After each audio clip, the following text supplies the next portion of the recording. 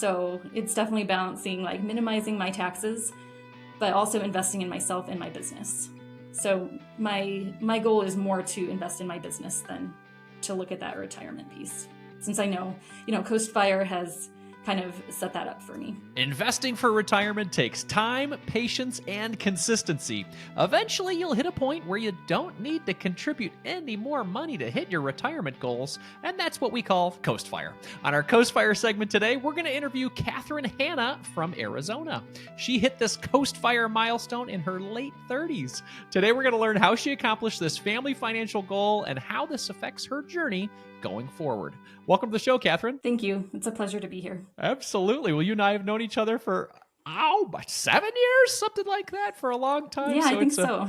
It's a joy to be able to talk to you and interview about your awesome milestone that you've hit here. Now, I like to start off these Coast Fire interviews with the Coast Fire 5. These are quick, short answers so we get an understanding of what you've done with this Coast Fire milestone. So the first question is, how much do you have invested for retirement today? Right now, I have about $380,000. Awesome. So that's the amount specifically invested for retirement. I do have a big chunk invested in my Michigan home, which is actually supposed to go on the market this week. So I don't have that factored in. That's more of like other flexibility goals. I like that. That's very cool. Okay, so question number 2, how old are you today? I am a very young 39 and 3/4, so it's still under that 40 group. I love it. I like how you threw the 3/4 in there. That's perfect.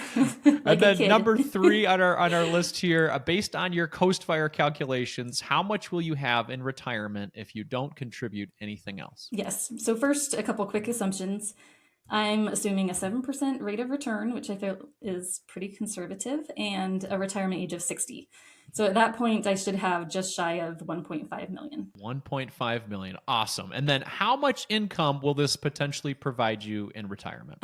It should be $60,000 to $65,000 a year. $60,000 to $65,000 per year. And then number 5 here, our last question. How much income do you need to live comfortably today? Okay, so I don't like this question because I feel like my number is really high.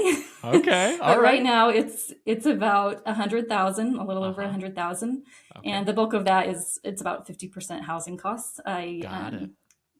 I'm in an expensive rental home because of my divorce last year. I'm trying to keep some stability for my kids, but I think after that it'd be about 75,000. I got it. So yeah, this question is kind of funny, and sometimes I don't like it either because what's happening today doesn't necessarily mean that's going to be your situation in retirement, right? Right. Yep. Yeah, exactly. So I mean, you have how many kids today? I have 3 kids. You have 3 kids. So you're in a situation where you're taking care of 3 kids that are in the what age range? 16 to 10. 16 to 10. Yeah. So, I mean, in 20 years, they're going to be, oh, wow, that'll mess you up here. So what is that? 36 to 30?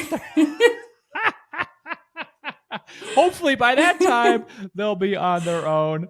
When you're 59 and 3/4, and you could use that money, yes, right? Yes, that's the goal. I love it. Okay, well now we know your situation and your numbers. Talk to us about when you started investing and what got you motivated originally. So I didn't know anything about investing when I started my first job. It was like a real job in public accounting. I grew up pretty poor, so I knew a lot about being frugal and about like being really careful with money, but I didn't know anything about investing. But they had an employer match on the 401k, which I think is probably what most people get started with. And so it just made sense. So I started that. I had no idea what it was invested in, whatever the default was. Right. Absolutely. And then you and I connected probably around 2017, 2018, and we were both interested in the financial independence movement, the FIRE community. It was very, very popular around that time. What drew you to that? I was curious. Yeah, just a couple years before that, when we met, was when I really discovered FIRE and financial independence.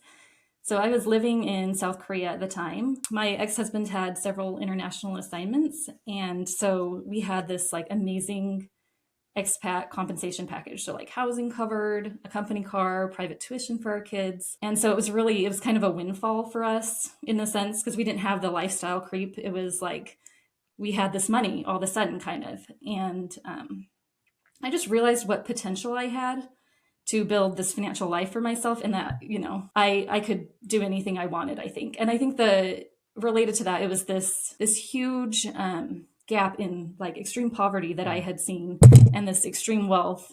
And it made me think about things a little bit differently. And so I wanted to get more into finance and money. And so I researched it and then found the FIRE movement. Interesting. Yeah. Yeah. I mean, that must have been extremely eye-opening for you to not only see the disparities between the extreme poverty from where you were and what you were experiencing being there with the international assignment and having the luxuries that you had, but also you said you grew up not with a lot of money as well. So was this just a complete mind twister for you when you were going through this? What kind of feelings were you having as you were living in that situation? It absolutely was. And living abroad in general was just, I think it was a catalyst for kind of an identity crisis where I was trying to figure out where I was, like who I was and how I fit into the world. And then just really figuring out what my values are. And so that directly related and transformed my financial journey to go from like, these are my values and this is how I can align my financial life with my values because this is what's important to me. So Kathryn, let's talk Coast Fire a little bit.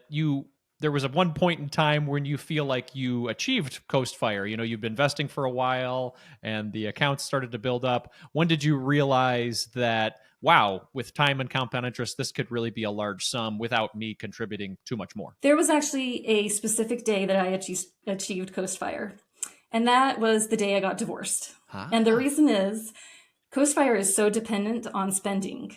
And so I'm more of a minimalist and I don't need a lot to be happy. My ex-spouse was more, into, we need a bigger house and a bigger car. And so I'm sure we weren't at Coast Fire because of the spending, but me by myself, it was literally that exact day. Yeah. Did a lot of those conversations in your relationship cause some strife because of the finances or other reasons? No, I mean, I managed our finances and I'm a CPA and a CFP. So like it made sense that I was in charge and was managing this.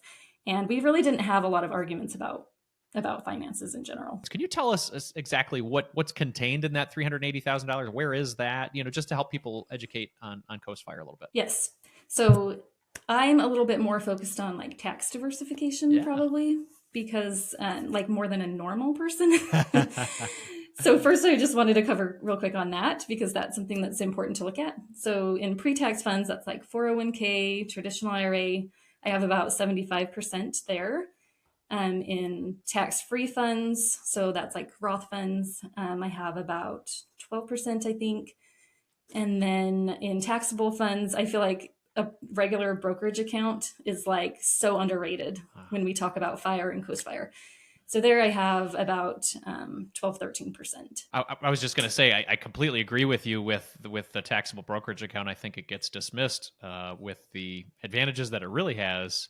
And I've personally been drawn to, but I haven't done it myself, is having some good diversification between those three buckets you're talking about. Yes, it's so important. I mean, Roth funds are the most valuable, but there is always that balance between getting that deduction on your taxes and optimizing that and having this flexibility of these other funds. So then within my accounts, I have a balanced portfolio. I think it's like 80-20. So like fairly aggressive probably for my age, but it's just low cost stock and bond index funds. I do want to mention here, I have a financial planner that manages my investments. Nice. And it is like one of the most invaluable things. So for me, it was after my divorce that I know how to manage my money. I know how to do this, but having someone to really walk me through financial goals and keep me in line with that has been just invaluable. I think that's a great point. It's great to have a partner to look at things together, flying solo with a lot of those decisions, especially with your education. I know there's a lot of 3 letters after your name when we have conversations, but it's great to have people to lean on, especially other professionals that you appreciate. Talk to us about that transition after the divorce and then finding that financial stability. I've had some friends on the show that have talked about this money after divorce situation, and that can be difficult for people. Talk to us about how you made that transition. Yes. So it took me years to get out of my toxic marriage, and it took literally all the energy that I had. So when I think it highlights the importance of flexibility, like I didn't have a divorce fund I didn't have like a mental breakdown fund or a chronic fatigue fund, but I when I finally got out, I did have a lot of depression, chronic fatigue, and I wasn't able to maintain like a work schedule. And so the value of not having to jump into a full-time job just to pay the bills was probably the most impactful way that money has really improved my life. Yeah, So absolutely. there was quite a transition between like when I got divorced. Now I don't have this other person providing income. I did end up living on savings for a while, and I think that we sometimes might focus too much on like you have to have enough income to meet your expenses, but there is some flexibility there if you have the money in savings, if you don't have to go into debt, and that's something that that just is overlooked. Just saving for the purpose of saving because you don't know what's going to happen in the future is just as important as saving for an emergency fund or for retirement or any of these other things. I think about that a lot, especially when it comes to the topic of marriage and we talk about joint finances and things like that.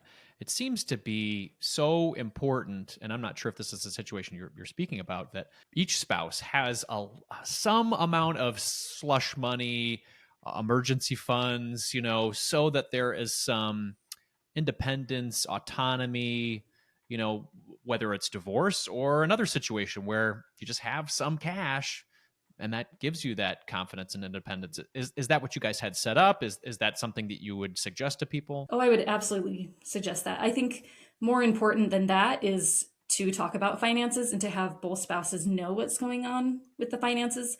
And you might realize that is not what I had, but I'm certainly not putting myself out there as having a good marriage. I did not.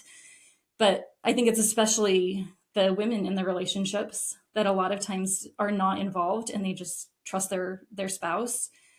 Or I mean, I'm talking about like a traditional Yeah. husband-wife relationship, but of course there's this dynamic is true in any relationships. So just blindly trusting your partner it's never a good idea. Yeah. Well, but we appreciate you sharing, and I think it's important, especially I'm raising a young daughter and a son as well, and I think that I'm learning a lot from a lot of these conversations I've had over the 7 years I've been doing this show about the importance of autonomy and independence and the ability to have agency for yourself and the confidence that it can bring, as well as just the options that it can bring too. I'm all about partnership and I'm all about marriage and I'm all about, joint missions and things like that. But having some flexibility in that area can be life changing, as you're describing to us today. Thank you very much for sharing that. So now that you are with your kids in Arizona, and you got 3 kids, 10 and 16. Woof, 10 to 16. That's a lot of things going on right there. The teenage years, the preteen years, all of the above. Oh yeah. Talk to me about how you've adjusted your life to fit the expectations of the cost that it takes to run a household with 3 kids. Talk to us about that. Controlling expenses, obviously, you talked about that being part of your initial DNA with frugal muscle. Talk to us about how you've been able to do that successfully. Yes, I think it started, and it should start with aligning your values with your money, and then it's just not that hard. So I do track my finances. I think I love YNAB. I was trying to get Andy to use YNAB for a while, and there's a little bit of a learning curve, so I won't push you too much on that right now. Maybe separately. You keep pushing. I'll get there. But the key really has been just to keep an eye on my finances, an eye on the spending, and then just kind of back off if I see I'm spending too much on eating out or these different things. But really, it's the biggest impact has just been knowing what provides value to me and spending money on that. And sometimes it's actually spending more money. It's not all about cutting expenses. That has been a huge shift for me because I did grow up in a very frugal household. Mm-hmm. But learning how to spend is just as important as learning how to save. And I hope that I'm modeling for my own kids this really healthy relationship with money, that I don't tell them we can't afford that or things like that's too expensive. But instead I try and kind of shift it to I am not prioritizing my money on that. It's not that important to me. So hopefully they're learning something from that. I love that. So those are conversations you are openly having with the kids at home? Yes. Oh, that's good. And in addition to that, my kids don't do super expensive sports. it's not just a money issue, it's also a time and energy issue. I don't want to stretch myself too thin. So not just focusing on the money there too. I think that really helps. Absolutely. Time is an extremely valuable resource, and we need to budget the right amount of that too. So whenever you're going to invent the YNAB version of time management, I think that you'll be hitting it big there, Kathryn. Yeah. I'm so much better at managing my money than I am at my time. There we go. That's something we're all going to learn better on. So this realization of Coast Fire and the calculations you've done, I mean, seeing that it would go to $1.5 million in 20 years, does that give you pause on how much you continue to contribute to your investment account so that you can, I guess, enjoy more life today? Oh, it absolutely does. I feel like my future me is taken care of. Like future Kathryn, she's fine. So now I'm looking at, well, if future me is fine, what do I really want to do right now? Like, how does that impact me? And I think that's your question. So right now it's having that flexibility and that freedom to spend more time with my kids and to grow my own business.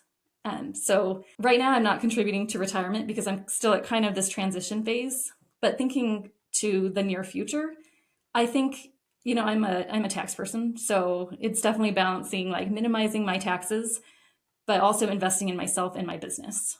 So my goal is more to invest in my business than to look at that retirement piece. Since I know, Coast Fire has kind of set that up for me. Absolutely. That's incredible. How does the Michigan home play into any future plans for, funding your lifestyle or investing, things like that? Yes. So my financial planner has helped me to set a plan for that money. And so we have it all allocated already. Obviously it's an estimate. You don't, sure, count your chickens till they're hatched. Is that the phrase? But some of it will go into my business. Some of it I'll put in a down payment on a home here so I can reduce those housing costs. And then some of it is just kind of a lifestyle flexibility goal because of the things that I have been through. That piece of it is really important to me. So that'll just be probably like a brokerage account, just put it in there, kind of invest that a little bit more conservatively. And then that's just kind of my security fund. I mean, I literally feel like I bought my freedom, like through having this flexibility. So that's just super, super important to me to have that piece. Well, congratulations on buying your freedom, being diligent with your money, and then also showing your kids the importance of keeping consistent with your plans and then putting your values first. I love this. Somebody's listening and they are very excited about achieving Coast Fire like you have. What is one small step that they could take following this interview to move in that direction? I know I'm repetitive, and it's not necessarily like a small step, but I think it's the first step is to figure out what means the most to you in your life, what your priorities are, what your values are. And then now look at your money and see, these are the resources I have. How can I align those with my values? I've spent so much time learning financial topics, and I do like to share those. I like to share the technical things. I love to get into that. I like preparing tax returns. Like that kind of stuff is fun to me because I'm a nerd, but I still think like the most impactful thing in my journey has just been to figure out what I want in life and then align my resources to that. I love that. Now, when you look back to doing that, how did that physically happen? Was that journaling? Was that therapy? Was that just taking time for yourself to really reflect? Because I know when you're wrapped up in a parenting and all that goes in with work, and then maybe what was going on with your relationship, you don't have a lot of time for yourself to do that reflection. So how did you do that reflection? I think it was a little bit gradual, and I think it did relate to my time living abroad, that I did have a little bit of an identity crisis and had to figure out things, like figure out myself. And like you said, it was also my identity was tied up in being a wife and a mother. And when I realized this, I can't do this relationship anymore. I can't thrive, and I'd go further to say I can't survive really in this environment. It took that huge change for me to just kind of change my thought process and figure out who am I, what is important to me. I think you can do it through journaling and also through like looking at your expenses and then saying, do I want to spend this much in housing? Do I love being home? And like going through these categories And I think that's really important. I hope other people don't have to have like some huge life-changing event to do this, but I think it's a little bit more gradual that way to get to that point, and I think that's okay. I love It's that. all Yeah. it's a financial journey. That's why they call it a journey. It's not a Absolutely. single moment in time. Yeah, little 1% improvements over time and using resources to help you to do that. I think that's fantastic. Kathryn, you talked about your business and you helping people with their books and everything like that. Talk to us about where people can connect with you and maybe how they could work with you. Yes, so I blog at makingyourmoneymatter.com. And so you can find me there. You can find me on like all the social media. I love to teach people about these specific money topics, but also just my goal is to help people feel confident so that they can create a financial life that they love. I love that. Well, we'll put that information in our description and YouTube as well as our podcast description so people can connect with you. I am lucky enough to have Kathryn write for our blog from time to time at marriagekidsandmoney.com too. So if you ever want to see some of her excellent writing, you can do that there as well. Kathryn, thank you so much for your time today. I really appreciate it. Thank you so much, Andy. It was great to catch up. Want to see how close you are to Coast Fire? Well, check out our free Coast Fire calculator right on our website at marriagekidsandmoney.com. You can access it with the links below. You insert a little bit of information, hit the calculate button, and see how close you are to hitting Coast Fire. Check it out.